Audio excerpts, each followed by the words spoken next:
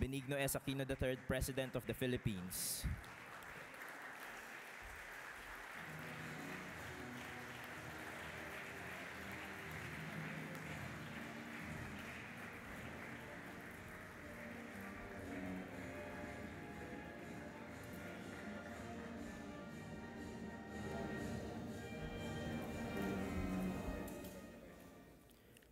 Please be seated. Now we will have the welcome remarks from Monsieur Jean Burel, Chairman, MEDEF International.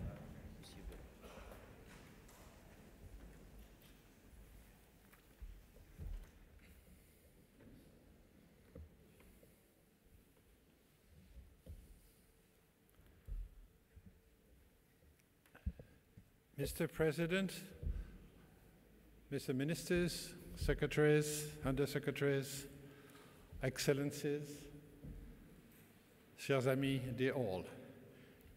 It's a great privilege for me and for MEDEF International to be part of this Filipino-French colloquium and to be a partner in this visit of President Aquino.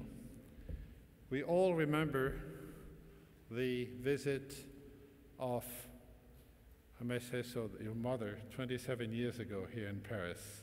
It's a great souvenir. Many things have happened in the meantime. You have become president and been instrumental in changing the Philippines a lot and for the better. We're not in love with the GNP growth, but we are impressed by the number, 7%, which we have achieved over the last few years.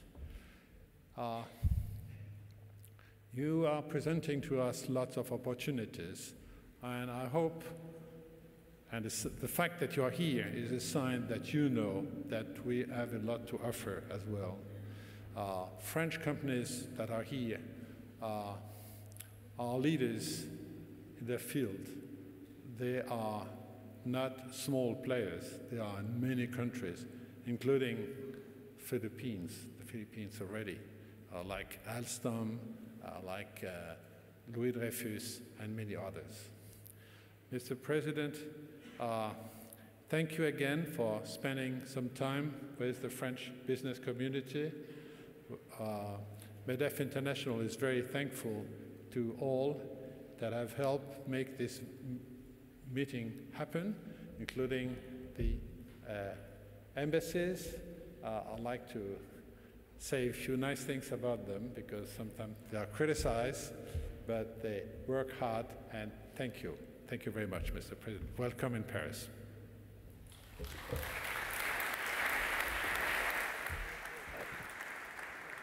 May I now call on the Secretary of Trade and Industry, Honorable Gregory L. Domingo.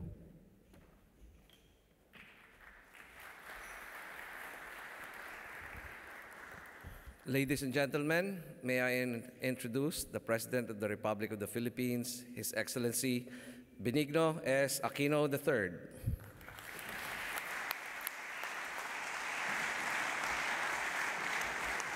Thank you. Morning, please down.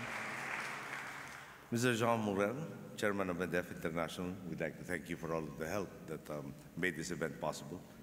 Secretary Gregory Domingo, Secretary Albert Del Rosario, members of the Cabinet present, Ambassador Maria Teresa P. Lazaro, first the French Ambassador, members of the Philippine and French Business Delegation, honored guests, fellow workers of government, good morning. There is a French word that perfectly encapsulates the state of the Philippine economy. That word is renaissance. My administration took office in 2010 with a clear mandate and intention of reversing the fortunes of our country, which had, for an entire decade, been kept in the darkness of apathy and hopelessness by an administration motivated only by self-service, as opposed to public service. From our very first day in office, we refocused the priorities of government, rekindling the true spirit of governance and showing the Filipino people what it is like to have a government that works for them. The strategy we used was simple. After all, our advantage as a nation is clear. Our workers are blessed with inherent skill, talent, and creativity. And from the onset, All they needed was to be empowered and put in a situation where they could display their capabilities. This is the reason behind our drive to invest in our people, foster a business climate in our country that can attract and does attract investments, and to level the playing field. And by doing so, multiply the opportunities for our countrymen to make a decent living and to show the world the true value of the Filipino worker and the riches of the Philippines. This is why one of our administration's first messages to the world was that the Philippines is once again open for business. Since then, we have worked tirelessly to show that our country is truly worthy of your consideration. We rewrote the formula for success in the Philippines from one where patronage and a willingness were necessary to one that rewarded hard work, innovation, ingenuity, and abiding by the rules. We cut bureaucratic red tape to optimize the process of setting up shop in our country and to likewise reduce opportunities for corruption. To do this, we put up the Philippine Business Registry, which gathers the business registration processes of multiple agencies into a one-stop shop. Now, registering the business in the Philippines only takes a maximum of 3 days, a process which once could take up to 3 months. The world has also seen that when it comes to demolishing the culture of corruption and instituting a regime of transparency in its place, the Philippines means business. A good example of our commitment is how we have revamped the way we spend our people's money. I've always said that one of my most important jobs is the efficient allocation of resources, which is why my administration has implemented a program called the Zero-Based Budgeting. This means that we take a closer look at each and every project and make sure that every peso spent yields a tangible good for social or economic return on our investment. Furthermore, for the 2014 budget, we began using what we call a performance-informed budget. Alongside the budget numbers, one can now find information on the targets or specific targets of government agencies together with their performance targets, which emphasizes their accountabilities to the public. May I add that we have been criticized for making too detailed a list of things that we will be doing while spending the people's money. Another stark example of our commitment to combating corruption is our Department of Public Works and Highways. For the longest time, it was an agency that had the reputation as being a hotbed of corruption. However, in these past 4 years and 3 months, with Secretary Rogelio Singson at the helm, it has become one of our top-performing agencies. And amongst the things that he did, one simple example, he eliminated the requirement for prospective bidders to submit a letter of intent to bid. The original purpose of this procedure has been lost in the mist of time.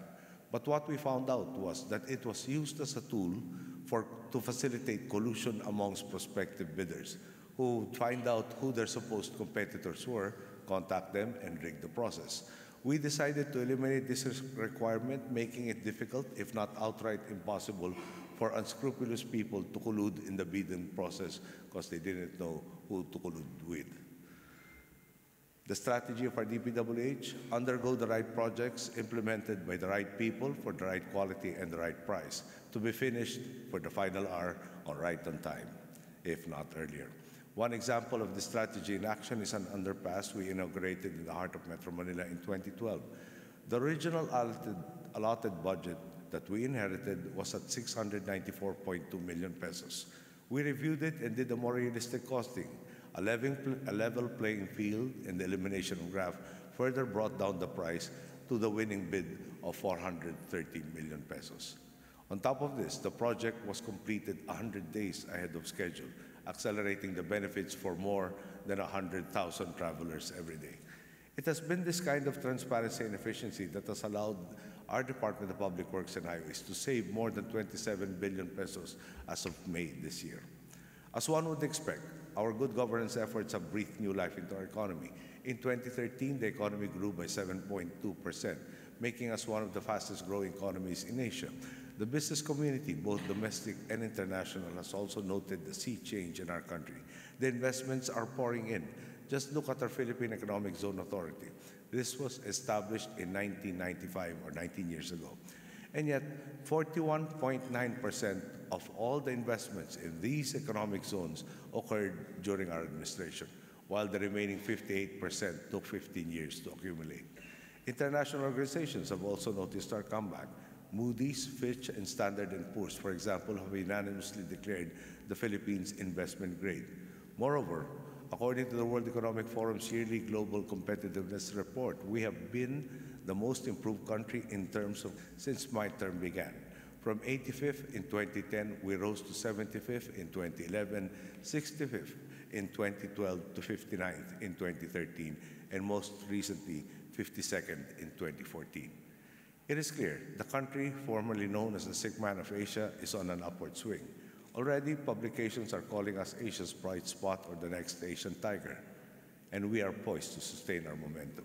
This is why we have continued to increase our infrastructure spending from around 200 billion pesos just 3 years ago to over 400 billion pesos this year.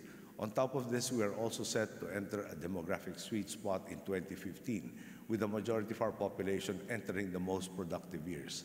This, we are told, will last for around 35 years. Just to give you an idea of how significant this is, countries who have hit such a sweet spot average a yearly growth of 7.3% in the following 10 years. Massive investments in education, both formal and informal, and the expansion of our national health insurance system, both in terms of the number of people and the diseases covered, will enable our countrymen to maximize being in this demographic sweet spot. They are now becoming more empowered to participate in economic growth. Of course, we plan to take full advantage of this with strategic investments or more strategic investments in education and training. One can see this in the budget increases we have given to our departments of education and our Technical Education and Skills Development Authority.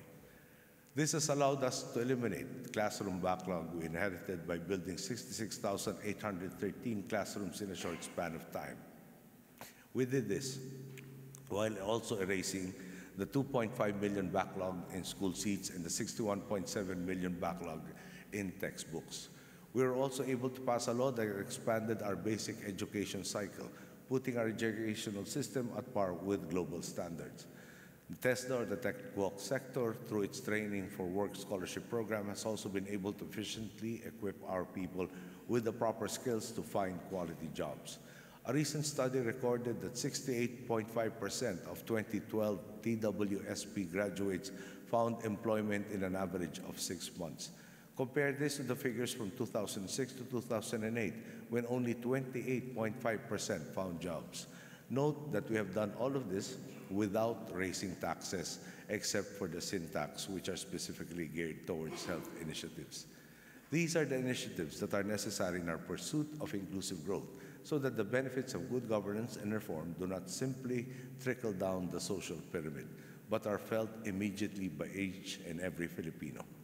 Indeed, our country's momentum is stronger than it has ever been in recent memory, and we will not sit idly by. We will build on this momentum. I'm here today to invite all of you to be part of our story. Take a closer look at our country, study our prospects, and ultimately take part in the Philippine Renaissance that continues to win the admiration of the world. France and the Philippines are no strangers to each other. We only have to open a new, more vibrant chapter in commercial relations to expand on the people-to-people contacts we currently enjoy.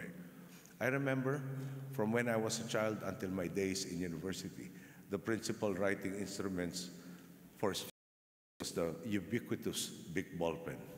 I was reminded of this when I met Prime Minister Valls, and I was pleased to see that the big ball pen is still very prominent here, even if it has become less so, if not almost absent in the Philippines. My mother also had a Renault 16 TS vehicle, a car that certainly had its own distinctive style and performance and was such a pleasure to drive. Unfortunately, that brand is no longer distributed in the Philippines, though Peugeot has just been introduced. I suppose the point of these recollections is to emphasize the reality. Yours is a mature developed country, while ours has just recently been gaining momentum towards development. There is a natural synergy between our requirements and aspirations and your strength and capabilities. Together, let us maximize the opportunities before us for the mutual benefits of our peoples. Thank you. Good day.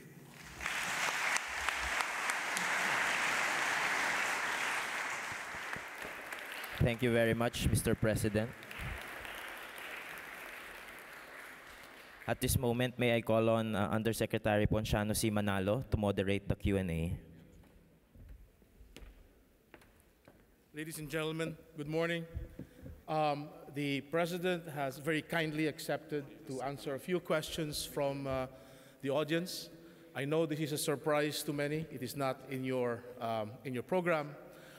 So to be able to help you formulate your questions as we speak, may I ask Monsieur Jean Borrell to give the first question because he has been requested before the meeting to talk to the President.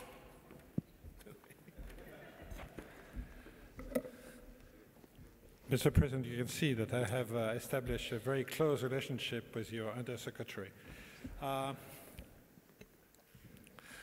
The numbers speak for themselves. You are a man in a hurry. You achieve things quickly. You want things to happen. You're not a watcher, you're a doer. As a businessman, I admire this. As businessmen, we admire this.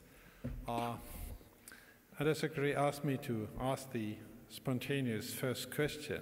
I'd like to ask you a very broad question. You are not here by accident. You are visiting Spain, Germany, France, etc. You have respect for the country, but you are here to address the French business. What advice, if any, what do you give us in relation to the Filipino-friendship partnership? And what are your expectations? Do you want us to invest? Do you want us to trade? Do you want us to... what is your...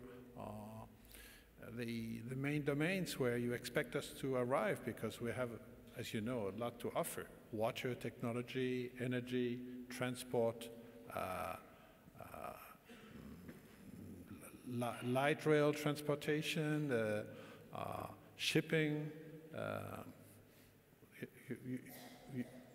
France is a lot more than flowers, seduction, and luxury goods. We love that, but it's an engineering country with lots of engineers. I am an engineer, and we have lots of R&D. And if the French business community is successful, and it is very successful, it's because R&D is not a word, it's a fact here. So, Monsieur President, again, thank you for being here, and perhaps give us some clues. Thank you. Thank you again, Monsieur. It might sound greedy, but you said, what do you expect from France? And please, Monsieur, please sit down. I'm just a little bit more comfortable standing up and stretching my back. This is, I think, the 43rd engagement we've had since we left the country. And fortunately, I'm at least young at heart to be able to withstand all of this. But again, it might sound greedy, but what do we want? Is it trade? Is it investment? Is it knowledge exchange? And I have to say, we want it all. We, for instance, look at the aspect of light rail transports. The daytime population of the National Capital Region stands at 14 million. Nighttime is 12 million. Therefore, there are 2 million commuters every day. The newest portion of the mass public transport system was built in 1999, so it's 15 years already. The previous dispensation was aware that there was a need to overhaul the system after 8 years of operation. So they did something in 2006, and to be honest, we don't exactly know what they actually did in terms of overhauling. So you have a system, it should have been renewed 2007. 7 years later, we're just discovering everything that they didn't do, and we have a lot of breakdowns for this transport system. We're an archipelago, 7,100 islands. The idea of interconnection, perhaps just with the change of vehicles, is hardly different from when Spain lorded it over in the Philippines. So perhaps the old diesel ships are a little faster than the old sailing ships, but there is really need for greater connectivity between and amongst our islands. We have, in a sense, we have privatized the power sector industry. It's about 10 years in the process. It's still a work in progress. But next year, we are facing challenges as to sustainability of reliable power. We understand we are taking so many steps to address that particular situation to continue fueling the growth. Now, yesterday, for instance, when we were discussing with a company called Schneider Electric, they presented a new solution to this question of the shortage of power that hasn't been examined by our experts. And hence, after the meeting, we did instruct our experts to touch base with Schneider to see the feasibility of that proposal that they were proposing. Trade between France and the Philippines is not balanced, or should I say balanced heavily in favor of France. And when we were examining these results, Secretary Domingo was explaining, sir, we export X number of electronic products. They get assembled into an Airbus airplane. So the tons of electronic components that we send is of this value. Their single airplane is this value, hence the imbalance. So, but seriously, from low-tech, from the big ball pen to Airbus, these are all proof positive of the strength, resiliency of French industry and commerce. And what we present in the Philippines, in essence, is what you see in terms of the numbers are the mere beginnings. This is the change, but this is just the start of the change. The investments we have been putting, especially in terms of human capital, we're down to a growing middle class that will further fuel the boom that we're experiencing. The simple message is, again, your skills, your talents, your resources, etc., dovetail into our needs, and we can have a very profitable venture benefiting all of our peoples. That, I think, is what prompts me to say, what you have, we are ready to accept. And at the same time, make it profitable for you to do so. Thank you. Thank you, Mr. President. I will do it. Mr. Varane. May I ask the first question from the audience? I think, Monsieur, let me go to Monsieur Varane, who has himself listed as one of the first questions. Monsieur Varane?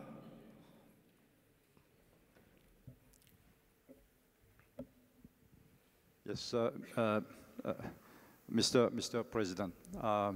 You have a number of PPPs which underpin your infrastructure program. And we have a number of companies which can bid for these PPPs.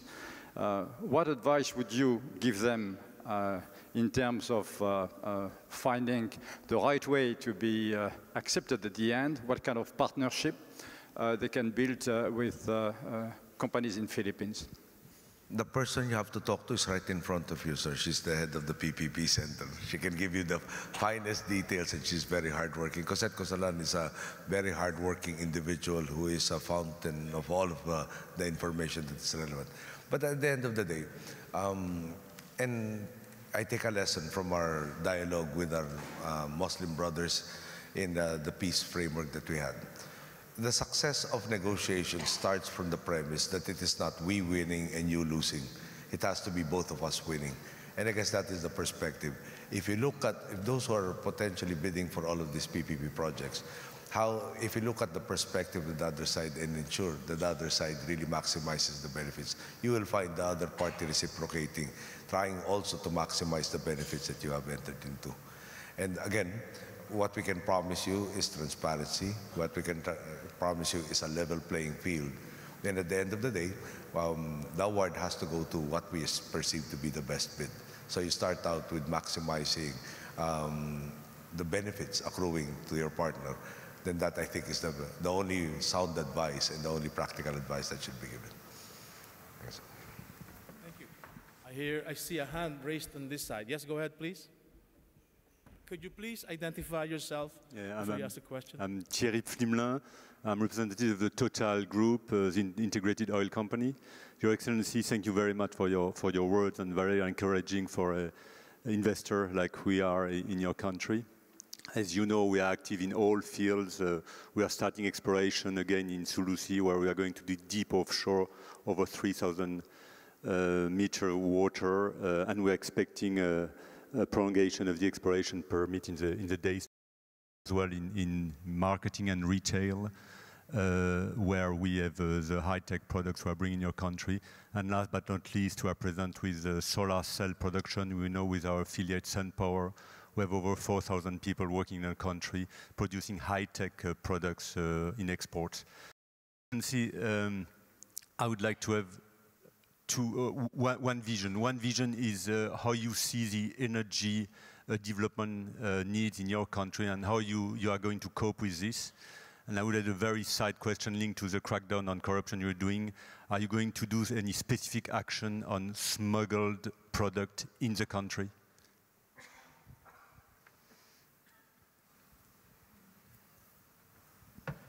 Well, first of all, sir, let me compliment Total on its presence and perhaps that the massive funding for infrastructure. We're targeting 5% of our budget by 2016 to go into infrastructure. We're currently at,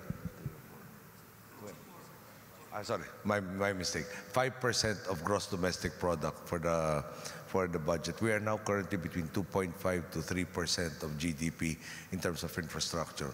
What that means is there are a lot of roads which will have vehicles that need fuel, and we know that in my home province, Total is present, but perhaps we're already giving you the advanced knowledge that there will be a lot more room for the retail end portion of it.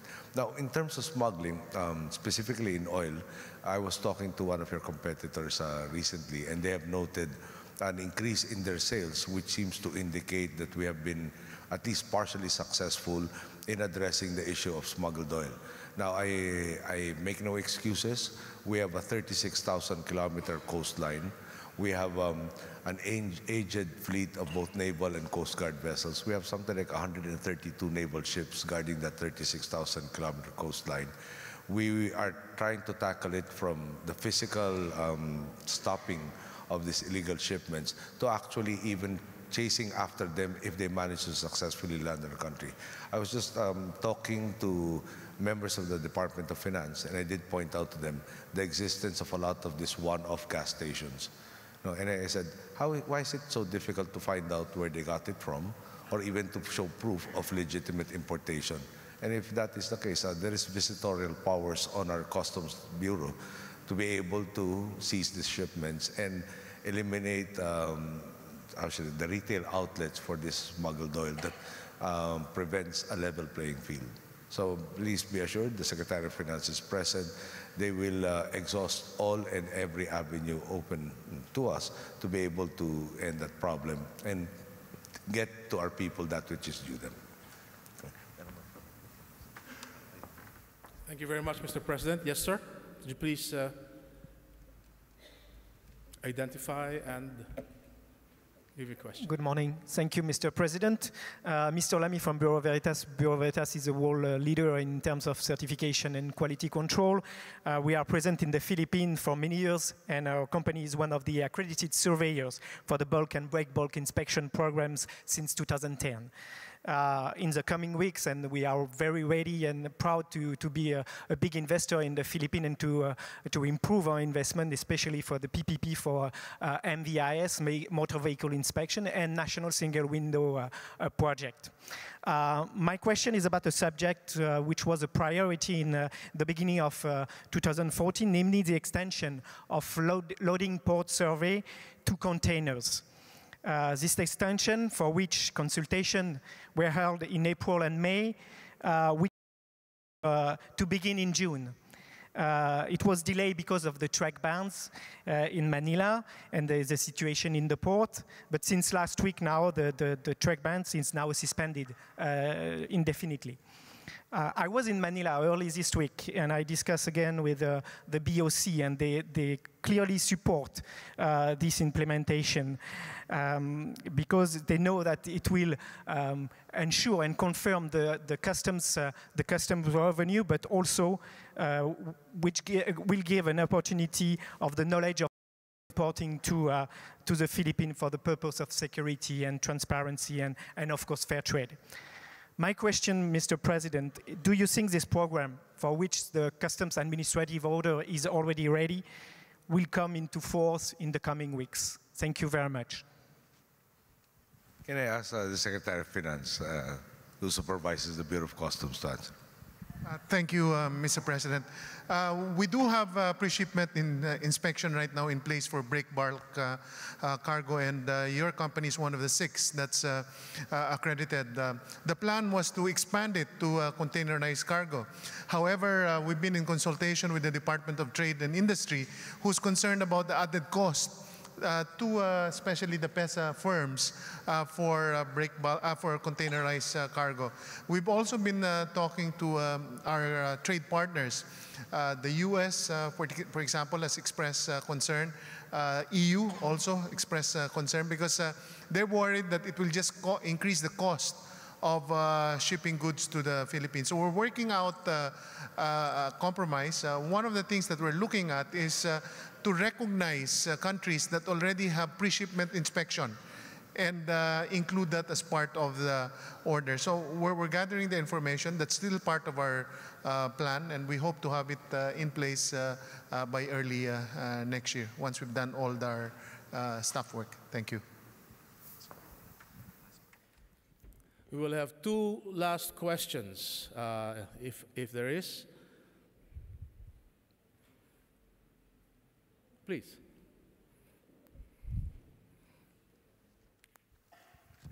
Mr. President, my name is Thierry Courtain, MEDEF International.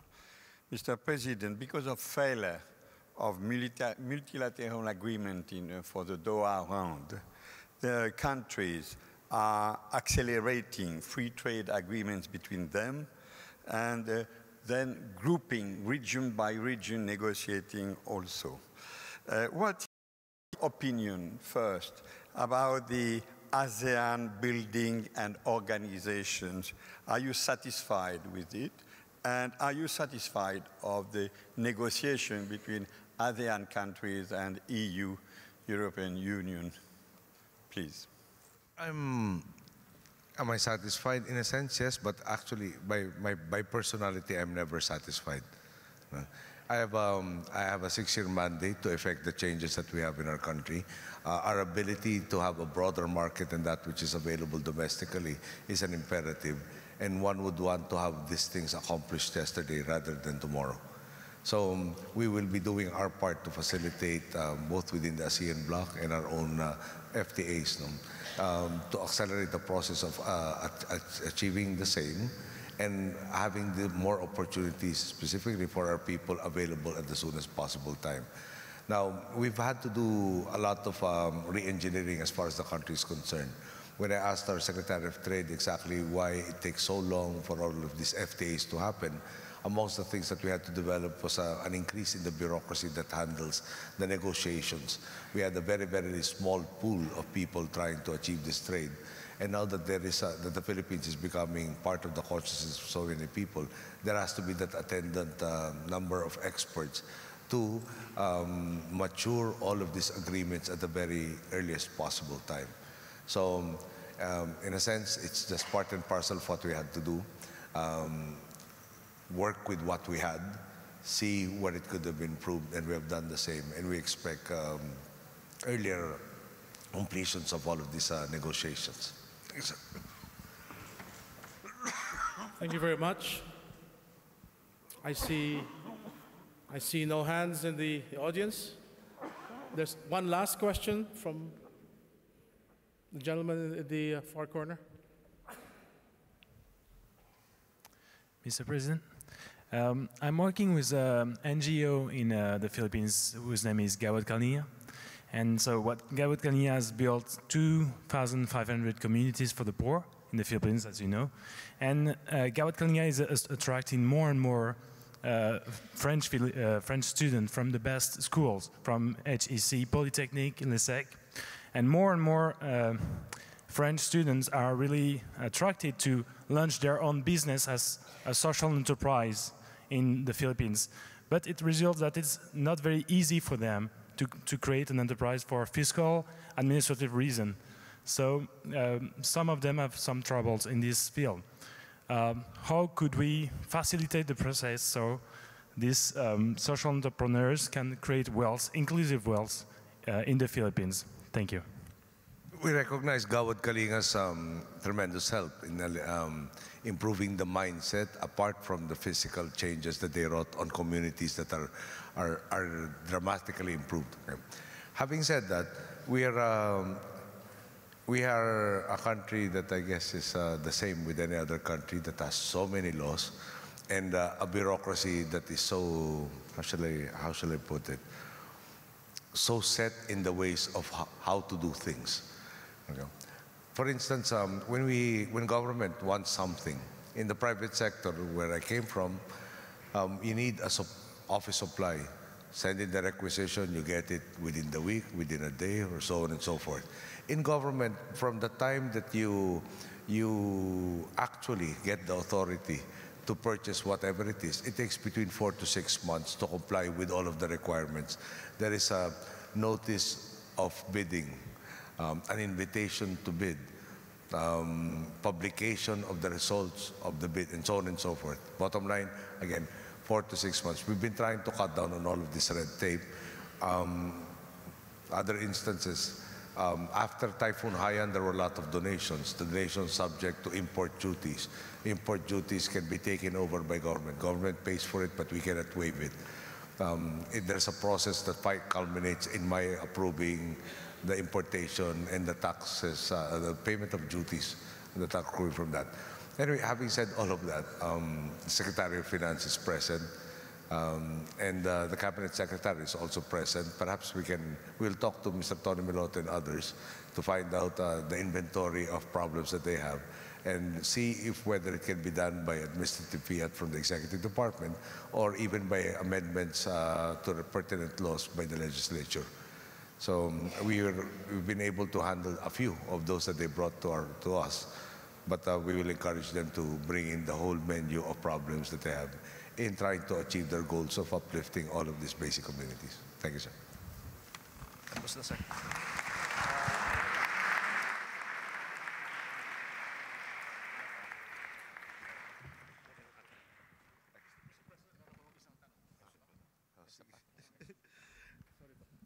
Can we have one last short question, gentlemen? Would you have, because we have a lot of questions, Mr. President.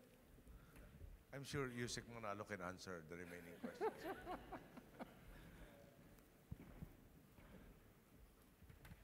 Mr. President, I'm Denis Simoneau from GDF Suez, an energy company. As you know, there will be an important conference next year in Paris on climate change. Can you say a few words what you think about this very important issue? Thank you very much. Well, it is very important. We are, when I was a congressman, I started out in 1998. We were already experiencing very drastic changes in wind patterns, and my community was primarily agricultural. And a lot of our areas were dependent on rain as opposed to an irrigation system. So timing of when to plant was critical, and had to factor in the established rain patterns. And unfortunately, they got delayed, they got shorter in duration, delay in onset. It really wreaked havoc on our agricultural sector. That was, in a sense, mild compared to what Typhoon Haiyan did. Typhoon Haiyan that had gusts of about 380 kilometers per hour. Our building code is way, way below that. It is very apparent to us that, and you have the whole series of issues. The red tide phenomenon is also an issue. During my watch, we have gotten the most severe storms at the point in time, normally about November or December, when the monsoon season is supposed to have ended, wherein we are supposed to have mild weather and cooler weather. We've had very hot Decembers. We've had storms coming in again in December, and the most violent of that. So next year's conference is very important. It's not, we really have to accelerate the debate from, is there really climate change? Is there really climate disruption? To, we have to agree that it is really apparent, and there have to be an examination of all and every step that can mitigate, if not reverse, the onset of this global climate change. Now, that conference, and trying to bring in everybody, and hopefully arriving at commitments to actually address, as opposed to issuing motherhood statements, redounds to benefits for a country like ours that has a very small carbon footprint, but gets a disproportionate share disruptions within the climate. When I was starting out in an ASEAN meeting, the Vietnamese president then said that their country is visited by about 10 per year, typhoons. I said the Philippines is visited by 20 on average. And it seems that the storms generated in the Pacific Ocean have to somehow pay a courtesy call on us. So I was teasing the Vietnamese president, perhaps we should charge you a blocking fee for the 10 that never get to reach you. But on a more serious note, no, it is a problem like any other problem that will not be solved by ignoring it. There has to be no debate. We can't afford to ignore or even bury our heads in the sand. This is a current problem.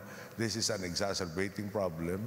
This is a problem that will continue to grow if we treat it with less importance that it deserves. So in that aspect, this conference scheduled next year really deserves everybody's support.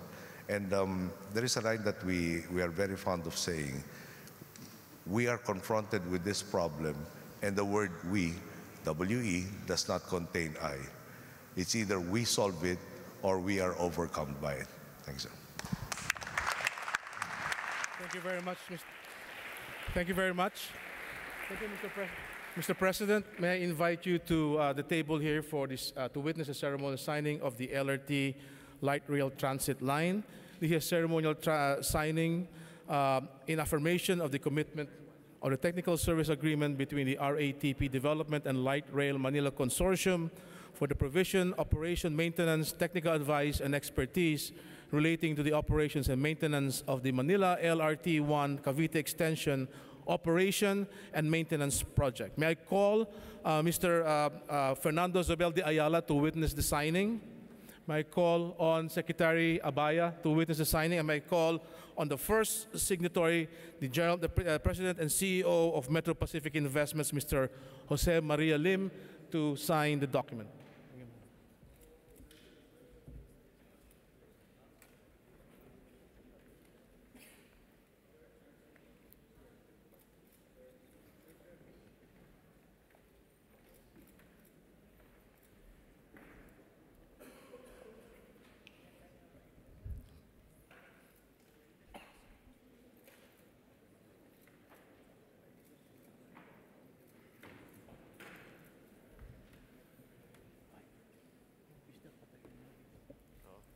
Ito, patayin mo na lahat.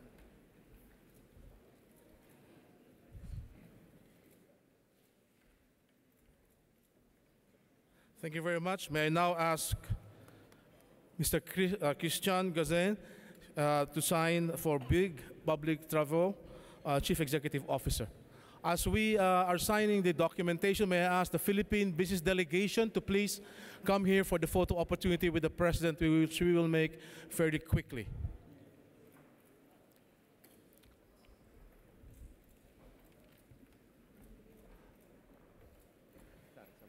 Dito lang, tayo na lang dito. Tayo.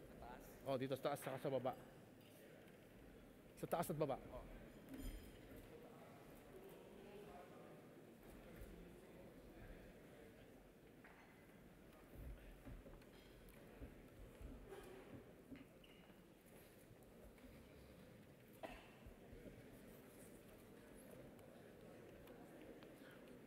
May I now ask Mr. Honore Propar Lafarge, President of Alstom Transport, to come up and do the signing. Ano? Oh, okay. Nandiyan ba siya? Sabi mo French lang. Only the French.